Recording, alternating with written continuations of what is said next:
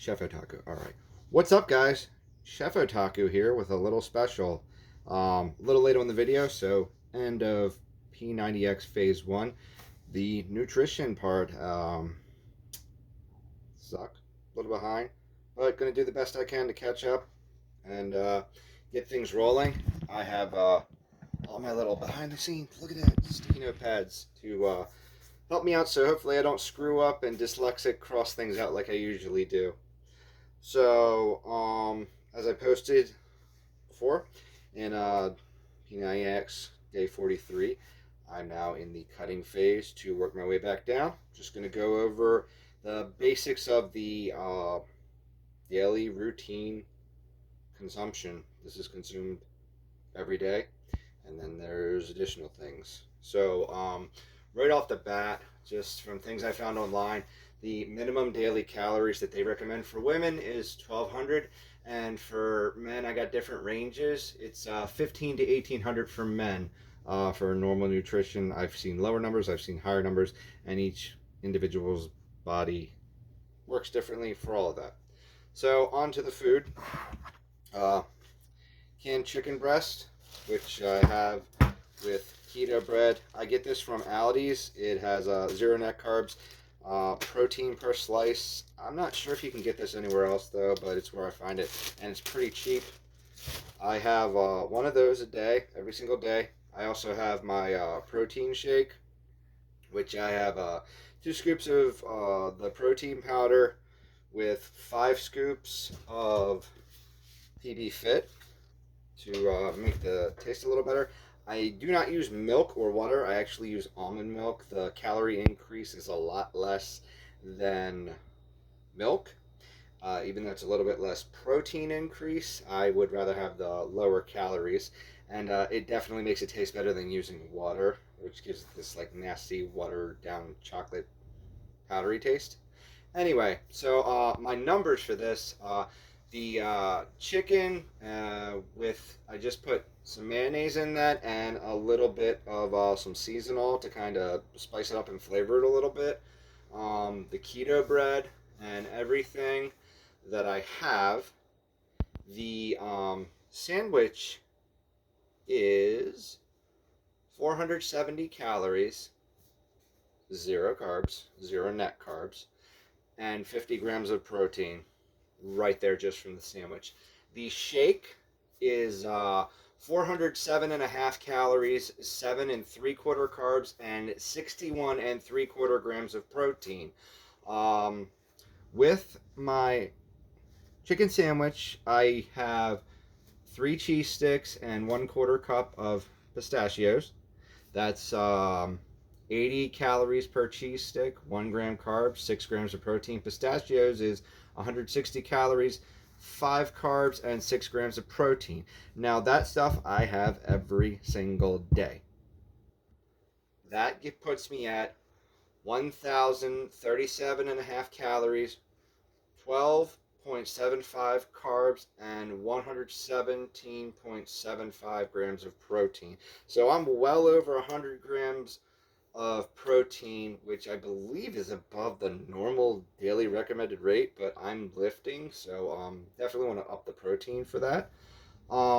So as far as what I have after that, because I don't want to stay that low in prior lifting and exercise sessions with a diet I did just do that for a couple of weeks with an extreme cutting session, and I felt it was a little too excessive.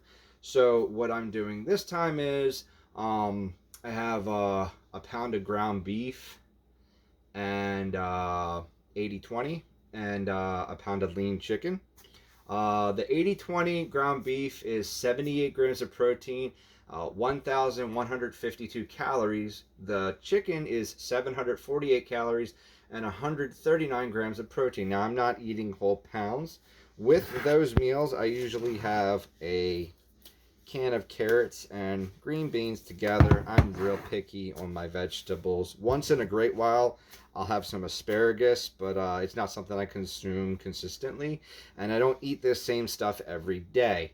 So it's usually like having it. So it'd be like a half pound of ground beef, a half pound of chicken, might even be less if I eat more vegetables so I can stretch it out because I don't want to consume too many calories. I really want to try and stay below 2,000 calories if I can.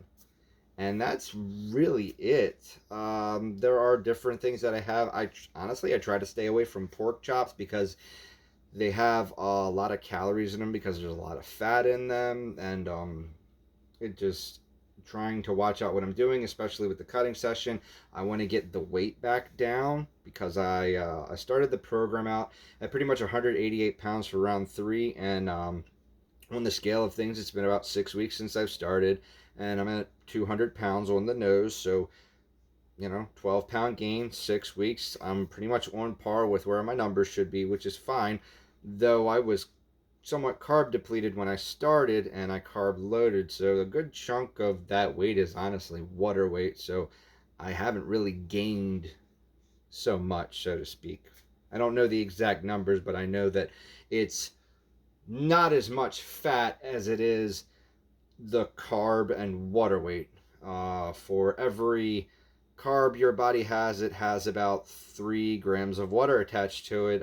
Each person's body varies. I think it's anywhere from 500 to 750, and sometimes you can do an extreme carb load. And I've read stories about people like marathon runners loading up on 1,200 carbs to be able to have that consistent energy, and the water weight generally follows with that. I figure I'm probably in the middle, maybe the 750 range, so quite a few pounds carbs and water weight, which going into ketosis, carb depleting. That's why people who go on the carb diet get into ketosis, lose this weight real fast, and then they get disappointed when the weight slows down. But that's the water weight off, and then when you're in ketosis, the fat just starts to melt off. And keto really isn't a matter of just avoiding carbs. There's also calorie counting with it. For me, when I'm really in ketosis, my appetite's very low, so I have to make sure that I eat a certain amount of calories because I don't want to deplete too much, even though I'm in ketosis and my body is burning its fat.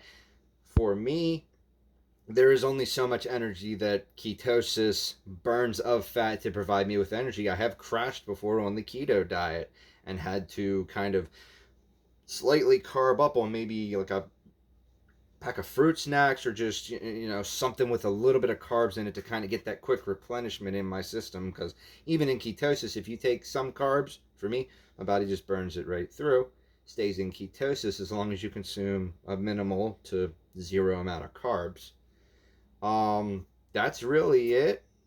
And hopefully give a little insight for people on the diet plan I have. Like I said, once you get into ketosis, as long as you're pretty much avoiding carbs, it honestly turns into a calorie counting thing, but also making sure that you're getting your proper nutrients, as well as what I'm eating, what I've shown, and some of the stuff I've gone over. I'm not going over every little detail of everything that I consume. I also make sure I consume a multivitamin and fish omega 369 to supplement certain things. I also recommend, if you're going to do this, a vitamin D supplement and maybe like a vitamin, like a B complex or something like that. But honestly, consult with your doctor. Talk to them if you want to get into something like this, and get your blood work done before you commit to the diet.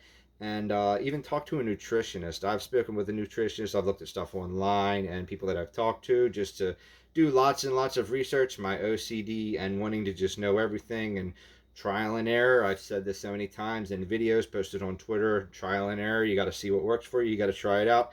And like I said, with me, those foods that I consume every day, and then the addition of things, and then I see what works and I adjust as necessary. Maybe I won't have vegetables one time. Maybe I'll just have ground beef meatloaf set up, and instead of having the vegetables, maybe I'll have the chicken with it, or I'll have something else with it.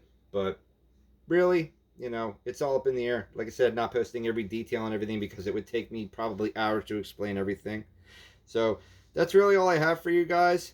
Sorry, I apologize that the video is a couple weeks late, but things got a little hectic around here, and I had some adult responsibilities to take care of, and I also had to bang out 25 anime in less than 30 days to not break my word and promise of getting 100 anime done, because, like I said, things have been hectic this year with taking care of things and getting things done and adult responsibilities.